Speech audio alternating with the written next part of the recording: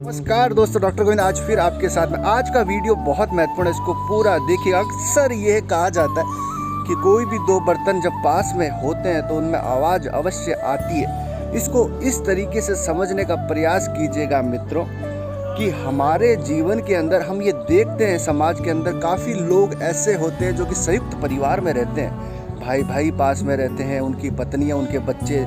धीरे धीरे करके जब वो बच्चे बड़े होते हैं तो कहीं ना कहीं मन मुटाव प्रारंभ होने लग जाता है। और ये कहानी लगभग सभी घर की होती है जो संयुक्त परिवार में रहते हैं। इसके पीछे सबसे बड़ा कारण होता है कम्युनिकेशन गैप। अर्थात इस चीज़ को समझिएगा, जैसे जैसे बच्चे बड़े होते हैं या परिवार के अंदर कुछ बातें ऐसी होती है और उन बातों को लेकर जो विचार होते हैं व्यक्तिगत, उनके अंदर दोहरापन होता है, अर्थात विचार अलग अलग होते हैं, तो कहीं ना कहीं विचारों का मतभेद प्रारंभ हो जाता है।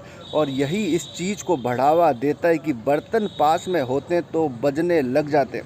इसका एक बहुत ही अच्छा सॉल्यूशन है मित्रों। यदि कभी इस प्रकार की चीज़ें आपके परिवार में होती है तो आप बैठ के उन बातों पर विचार विमर्श कीजिए, और जिस व्यक्ति के साथ में इस प्रकार की घटना हो रही है अर्थात मतभेद प्रारंभ हो रहे हैं, उनके साथ में बैठिए, उनसे बात कीजिए, उससे विचार विमर्श कीजिए और इस समस्या का समाधान निकालने का प्रयास कीजिए, नहीं तो बहुत लेट हो जाती है। अक्सर ये मतभेद मन ही मन बढ़ते चले जाते हैं और एक समय ऐसा आता है कि ये मतभेद इस तरीके से बाहर आते हैं कि उनको संभालना भी, अर्थात रिश्तों को संभालना भी मुश्किल हो जाता है।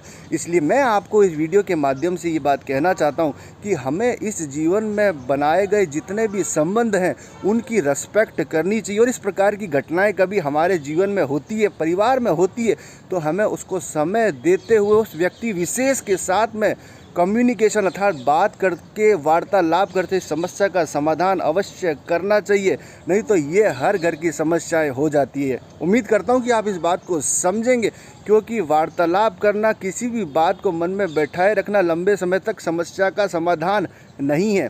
सिर्फ आपको बात करके, कम्युनिकेशन करके समस्या का समाधान निकालना ही होगा। और इन चीज़ों से उस व्यक्ति की और स्वयं की जो रेस्पेक्ट है वो लंबे समय तक बनी रहती है। इन्हीं शब्दों के साथ मैं मेरी वाणी को विराम देता हूँ। जय हिंद, जय भारत, जय हिंदी।